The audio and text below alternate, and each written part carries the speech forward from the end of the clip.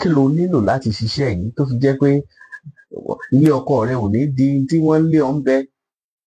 Kì í ṣe wà nìkan ní máa mú kán lé obìnrin lé ọkọ. Àmọ́ yóò obìnrin tí ò ní wà tó sì rí ilé ọkọ gbé.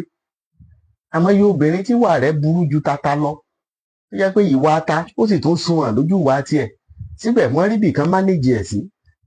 Ẹlòmíì á dá á tún fowó ẹ̀ tọ́kọ, á fowó ẹ̀ bọ́kọ, á fowó ẹ̀ bọ́ fámílì. Síbẹ̀ wọn ò ní fẹ́ mí ẹ̀rí látàn. Lọ́pọ̀ ọgbà ogun tó máa ń jogún wọn lọ ni. Nǹkan mẹ́ta lo nílò láti ṣiṣẹ́ yìí. Ohun àkọ́kọ́ ń bẹ̀ wo ni tí Yorùbá máa ń pè ní ìsáwùrú. Tó bá ti wọnú ìsáwùrú dáadáa, ọ rí i pé gbogbo ìgbà ọmọ tilẹ̀kùn tiẹ̀ mọ́ rí ni. Ó ní Yorùbá mo fi sọ pé àtìpa ìsáwùrú ti lé tiẹ̀. Kò sẹ́ni tí ó lé ìsáwùrú mo lé ẹ àyàfi Elédùmarè. Elédùmarè nìkan ló lè sí ìsáwùrú nídìí ilé ẹ̀. Àìwá gbà kan ń bó lọ́wọ́ mú. Ẹnìkan igbákàtà lọ́wọ́ akítì.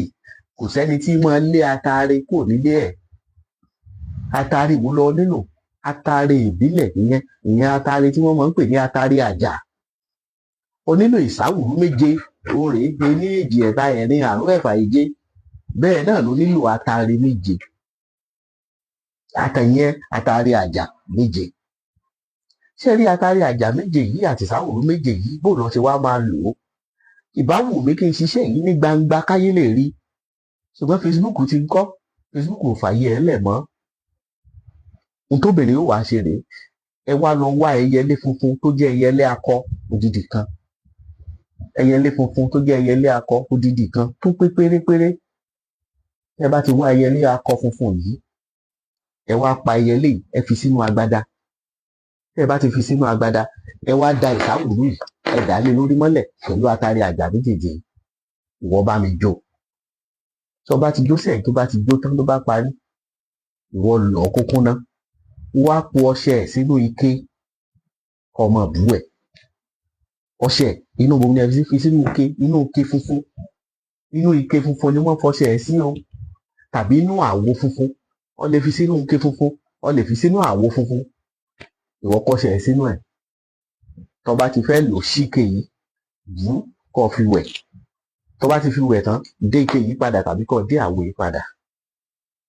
Mo wá rí i pé gbogbo ìgbà ike yìí wà ní dídé tàbí àwo yìí wà ní dídé wọn ẹ̀ ṣí ilẹ̀ o. Èèwọ̀ ẹ̀ náà nìyẹn. Tó o bá ti máa ṣí ike yìí lẹ̀ tàbí kó máa ṣí àwo tó kọ́ṣẹ sínú ẹ̀ lẹ̀, ẹnìkan ò ní lé ọ nídìí ẹrù ẹ̀. Láṣẹ Elédùmarè, wọn ò ní lé ọ nídìí ẹrù rẹ tọmọtọmọ. Ó fẹ́ pè wá, bàbá oníyẹn dákun ẹ bá a ṣiṣẹ́ yìí.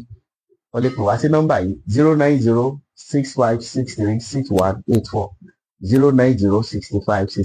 09065636184. Ìwọ wá ń wá ọ wá ní bàbá oníyẹn níbi ọ̀rọ̀ mi gbà báyìí ó gba kí n múra o. Ó fẹ́ back to sender. Oríṣi back to sender méjì ló wà nílẹ̀ yìí. Back to sender méjì ló wà nílẹ̀ yìí. Ìkan wà ń bẹ̀ 70,000 naira ni. Ìkan wà ń bẹ̀ 200,000 ní alápá nìka òkòkò nìka ìka nìka ìjàkáyọ lọ́fin àsán ọmọ lọ́fin. Back to sender tó di back to sender tí mo rẹ́gbẹ̀ iṣẹ́ ni òun lòun 200,000. Agbára rẹ̀ wá ká 200,000 òde 70,000 wá wà ń bẹ̀. Ìwá ní bàbá àti 70 àti 200 agbára rẹ̀ ò ká. Ìkan náà tó ń bẹ ńlẹ̀ ta lè fi ránṣẹ́ sọ 50,000 naira péré nìyẹn. Láṣẹ Elédùmarè ayọ̀ ló mọ̀ kún